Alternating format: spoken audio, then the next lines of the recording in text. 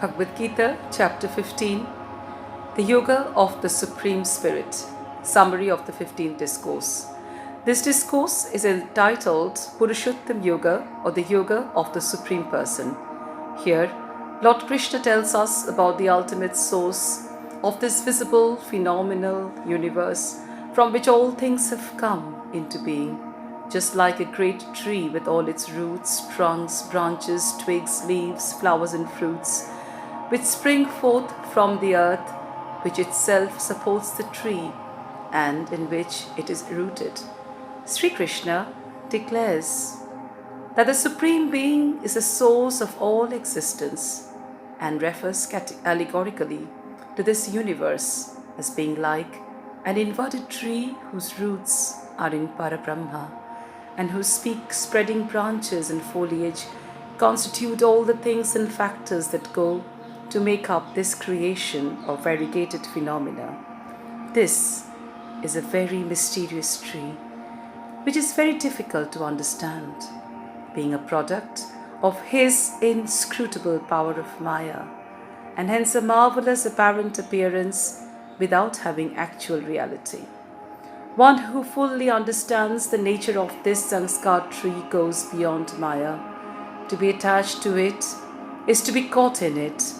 The surest way of transcending this sanskar or worldly life is by wielding the excellent weapons of dispassion and non-attachment. In verses 4 and 5 of this discourse, the Lord tells us how one goes beyond this visible samskar and attains a supreme, imperishable status, attaining which one does not have to return to this mortal world of pain and death. Lord Krishna also describes for us the wonderful mystery of his presence in this universe and the supreme place he occupies in sustaining everything here. The Lord declares that it is a part of himself that manifests here as the individual soul in each body. He himself is the indwelling oversoul beyond the self. He is the effulgence inherent in the sun, moon and fire. He is present as a nourishing element in the earth. He is the inner witness of all beings. He is the supreme knower, even beyond Vedic knowledge. He is the resplendent person who is beyond both this perishable phenomenal creation as well as the imperishable individual soul, which is a part of his eternal essence. Thus, because he is beyond perishable matter and superior to the imperishable soul enveloped in Maya, he is known in this world as well as in the Vedas as the Supreme Person. The Blessed Lord says in verse 1, They the wise speak of the indestructible people tree, having its root above and branches below, whose leaves are the meters or hymns. He who knows it is a knower of the Vedas. Below and above spread its branches, nourished by the gunas, sense objects are its buds, and below in the world of men stretch forth the roots originating action. Its form is not perceived here as such, neither its end nor its origin, nor its foundation nor resting place, having cut asunder this firmly rooted people tree with the strong axe of non-attachment.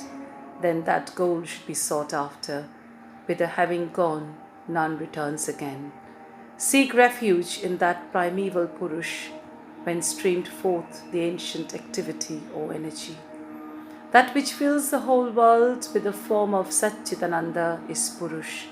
That which sleeps in this city of the body is the Purush. Single-minded devotion, which consists of ceaselessly remembering the Supreme Being, is the surest and most potent means of attaining self-realization. Free from pride and delusion, victorious over the evil of attachment, dwelling constantly in the self, their desires having completely turned away, freed from the pairs of opposites known as pleasure and pain, the undeluded reach the eternal goal. Neither does the sun illumine here, nor the moon, nor the fire. Having gone thither, they return not. That is my supreme abode. As eternal portion of myself, having become a living soul in the world of life, draws to itself the five senses, with the mind for the sixth, abiding in nature. When the Lord obtains a body and when he leaves it, he takes these and goes with them, as the wind takes a sense from these seeds, the flowers, etc. Presiding over the ear, the eye, touch, taste, and smell, as well as the mind, he enjoys the objects of the senses.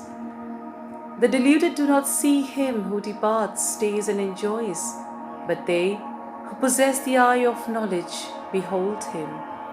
The yogis, striving for perfection, behold him dwelling in the self, but the unrefined and unintelligent, even those striving, see him not. That light, which residing in the sun, illumines the whole world, that which is in the moon and in the fire, know that light to be mine. Permeating the earth, I support all beings by my energy, and having become the watery moon, I nourish all herbs. Having become the fire, Vaishnava, I abide in the body of living beings and associated with the pran and aparna, digest the fourfold food, and I am seated in the hearts of all. From me are memory, knowledge, as well as their absence. I am verily that which has to be known by all the Vedas. I am indeed the author of the Vedanta, and the knower of the Vedas am I. Two Purush, these are in this world, the perishable and the imperishable. All beings are the perishable, and the Kutashta is called the imperishable. But distinct is the Supreme Purush, called the highest self, the indestructible Lord, who pervading the three worlds sustains them. As I transcend the perishable and am even higher than the imperishable, I am declared as the highest Purush in the world and in the Vedas. He who, undeluded, knows me, thus as the highest Purush, he, knowing all, worships me with his whole being, heart of the Arjun. Thus, this most secret science has been taught by me, O sinless one. On knowing this, a man becomes wise, and all his duties are accomplished, O Arjun. Hari Om Tat Sat. Thus, in the Upanishads of the glorious Bhagavad Gita, the science of the eternal, the scripture of yoga, the dialogue between Sri Krishna and Arjun, ends the 15th discourse entitled The Yoga of the Supreme Spirit.